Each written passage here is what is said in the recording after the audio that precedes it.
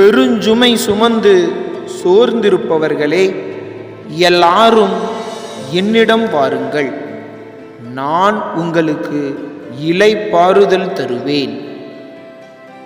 தூய மத்தேயு எழுதிய பரிசுத்த நற்செய்தி 11வது அதிகாரம் 28வது இறைத்திருவசனம்.